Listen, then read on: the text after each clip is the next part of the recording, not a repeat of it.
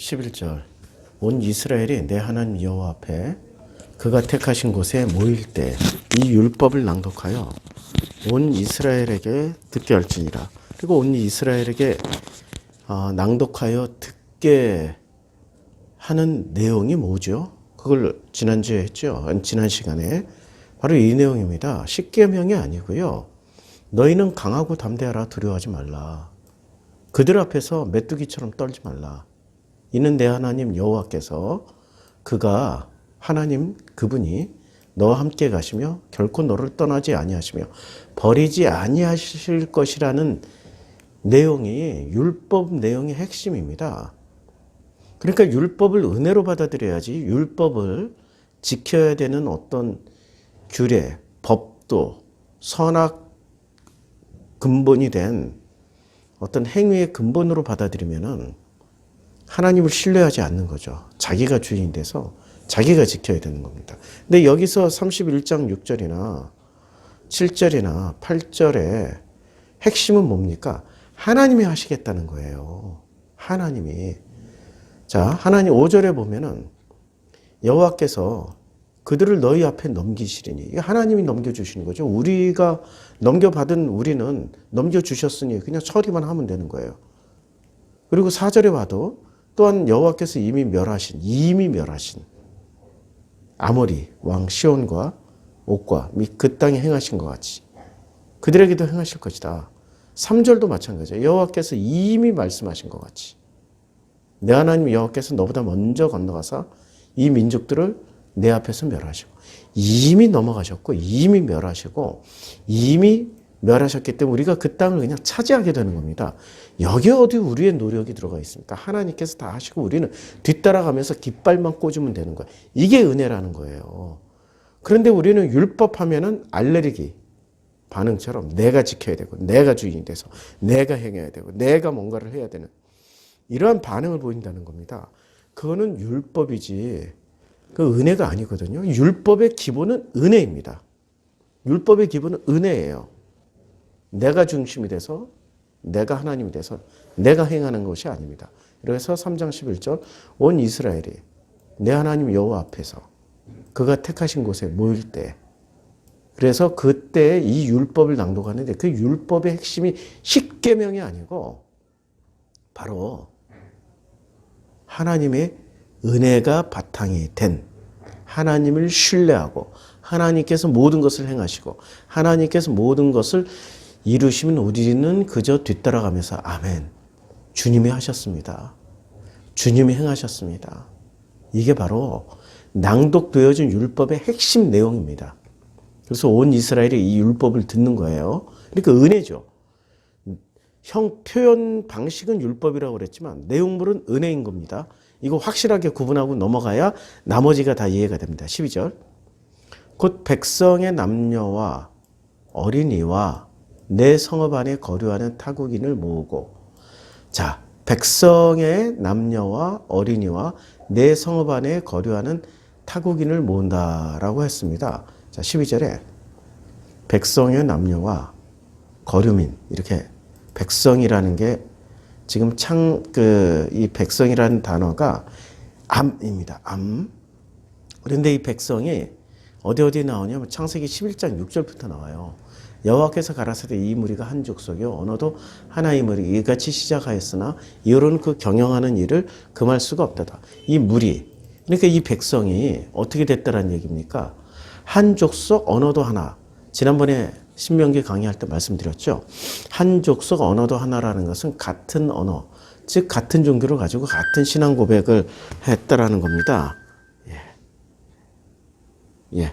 그래서 이 한 족속이와 한 언어이기 때문에 이게 바로 무리, 같은 공통 분모를 가진 무리, 암, 이게 한 백성이고요. 그리고 이 사람들이 한 백성, 즉 히브리에서 히브리일 때도 한 백성이었고 이스라엘로 바뀔 때 12지파로 바뀔 때도 한 백성이었어요. 히브리와 이스라엘은 뭐가 다르냐? 히브리 때는 이 사람들을 묶는 이데올로기가 뭐였습니까? 그것이 바로 천부장, 백부장, 50부장, 10부장 시스템이었잖아요. 그때 히브리에서 이스라엘로 어떻게 해서 넘어갔습니까? 12지파 시스템으로 넘어가면서 그들이 이스라엘로 편입이 된 거죠. 이 광야에서 있었던 일입니다. 그러니까 히브리일 때의 신앙 고백과 이스라엘일 때 신앙 고백이 다른 거죠. 히브리일 때의 신앙 고백은 능력 위주로 뽑았기 때문에 능력 위주의 신앙 고백을 하는 거죠. 봉사 많이 하고 많이 섬기고 드리고 바치는 순서대로 장로 권사 되는 것처럼 히브리는 그게 됐던 거예요. 그런데 12지파 시스템으로 넘어오면서 뭐가 바뀐 거예요? 12지파 시스템은 두려워 말라, 떨지 말라. 우리 히브리 때는 메뚜기라고 고백을 하잖아. 우린 메뚜기, 저들하고 싸우면 100%질 겁니다. 근데 왜 우리를 여기다 끌어놨습니까? 그래서 우리 한 지휘관을 세워서 우두머리를 세워서 도로 애굽으로 돌아갑시다. 이딴 고백을 하는 게 히브리였고, 그 히브리의 개념을 가장 잘 설명해 주는 게 암입니다. 무리. 백성이라고 그랬죠. 무리. 그리고 한 백성이 됐죠. 한 언어와 한 민족으로. 그들이 한 언어가 되었고, 이제는 이스라엘이 됐으면은 이스라엘은 여호와 하나님은 나의 힘이시오, 나의 능력이시오. 이제 누가 힘과 능력이 된 거예요?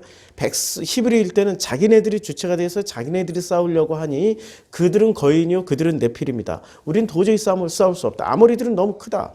이런 고백을 하게 되는 거고, 이스라엘이 된 이유는 가라. 요단강 건너가라. 요단강 건너가라고 할 때 이미 내가 먼저 앞서서 건너갔다. 이미 앞서서 건너갔고, 그리고 그들의 앞서서, 이미 앞서서, 3절에 이미 말씀하신 것 같이 내 하나님 여호와께서 너보다 먼저 건너가서 이 민족들을 내 앞에서 멸하셨다. 그리고 4절에 여호와께서 이미 멸하신 아모리 왕 보지 않았느냐. 5절에 여호와께서 그들을 너희 앞에 넘길 것이다.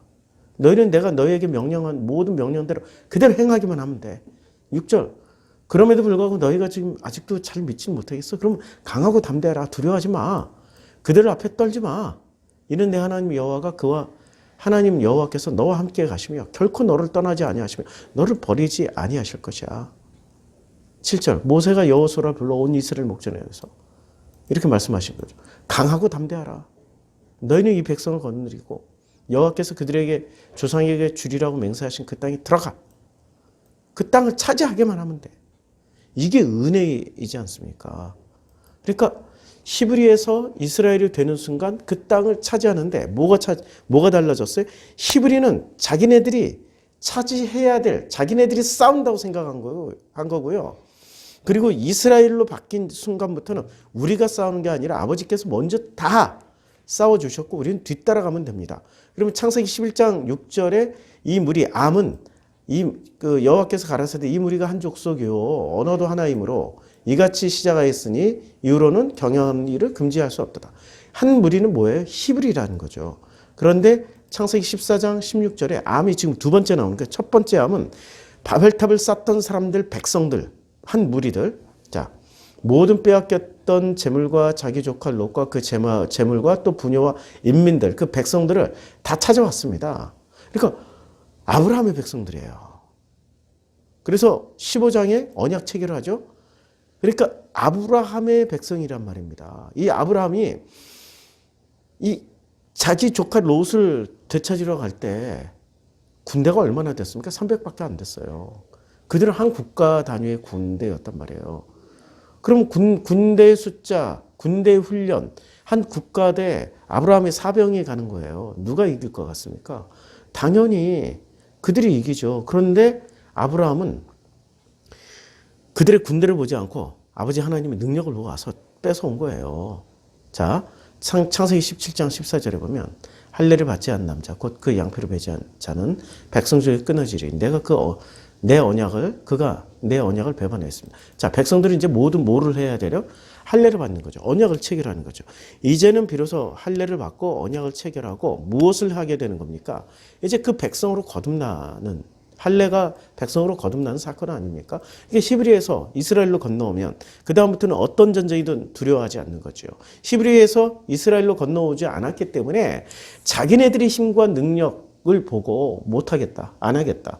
그리고 땅을 치고 통곡한 이 히브리들이 땅을 치고 통곡했던 사건이 가데스 바냐 사건입니다. 자, 다시 신명기 31장 13절로 이제 들어오면은 또 너희가 요단을 건너가서 차지할 땅에 거주할 동안에 이 말씀을 알지 못하는 그들에게 자녀에게 그들의 자녀에게 듣고 내 하나님 여호와를 경외하기를 배우게 할지니라. 그러니까 배워야 되는데, 자, 곧 12절에 백성의 남녀, 백성이 누구예요? 이제 히브리의 백성이 아니라 이스라엘 백성이 된 이 백성의 남자와 여자, 어린아이와 내 성읍 안에 거류하는 타국인을 모으고, 이제 백성이 단단하게 서니까 이제는 성읍 안에 거류하는 타국인들, 이 타국인들은 어떻게 돼요? 그들에게, 백성들에게 듣고 배우고 내 하나님 여호와를 경외하며 이 모든 말씀, 모든 율법의 모든 말씀을 지켜 행하게 만들어주는 일을 하는 거죠. 그렇죠? 놀라운 일이죠. 그러니까 히브리가 아무리 가르쳐봐야 그들은 히브리가 됩니다. 근데 이스라엘이 되어서 이스라엘의 백성이 되고 나서 그들이 가르치면 그들은 뭐가 되죠? 여호와 하나님을 경외하며 율법의 모든 말씀을 지켜 행하게 되는, 지켜 행하는 거예요. 지켜 행하신 하나님을 따라가는 거예요. 율법의 기본 개념은 은혜입니다. 은혜는 하나님 먼저 행하셨고 우리가 뒤따라가면서 깃발만 꽂으면 돼요. 그리고 주님이 하셨다, 아버지께서 하셨다, 고백만 하면 되는 거예요. 13절. 또 너희가 요단을 건너가서 이제 이 방식대로 차지하는 거예요. 차지할 땅에 거주할 동안에 이 말씀을 알지 못하는 그들의 자녀에게 듣고 내 하나님 여호와 경외하기를 자꾸 가르치는 겁니다. 이게 바로 율법의 기본 개념입니다. 율법의 핵심이 뭐라고요? 내가 행하는 거예요. 히브리처럼 내가 행하는, 내 능력으로 보고 내 능력으로 판단하고 할 수 있으면 하고 하지 못하면 안 하는 게 그게 율법의 기본 개념인가요? 아니면 히브리에서 이스라엘로 거듭나서 아버지께서 먼저 가시고 아버지 하나님이 다 점령해 놓으시고 아버지 하나님께 다 멸하시고 그 뒤따라가면서 깃발만 꽂고 주님이 하셨네, 아버지께서 하셨네, 이렇게 고백하는 게 이게 그 은혜의, 이게 바로 율법의 핵심이죠. 그러니까 한마디로 율법의 핵심은 은혜입니다. 이것을, 은혜를 뺀 율법 그대로를 행하고자 하면 이슬람하고 뭐가 달라요? 유대교하고 뭐가 달라요? 그들하고 똑같은 거죠. 예수 없이. 그래서 자기의 힘으로 다 지켜 행한, 그게 바로 율법적인 종교입니다. 그러나 아버지께서 다 하셨다, 이미 여호와께서 다 이루어 놓으셨다, 이걸 아멘 하고 가는 게, 뒤따라가는 게 불가능해 보일지라도, 그들은 아모리요 거인이요 그들은 네피림이라 할지라도 주께서 이미 먼저 가셨고 이미 다 하셨고 강하고 담대하라고 말씀하셨으니 강하고 담대하게 가서 행하기만 하면 되는 겁니다. 그게 복음입니다. 14절부터 내일 하겠습니다. 기도하겠습니다.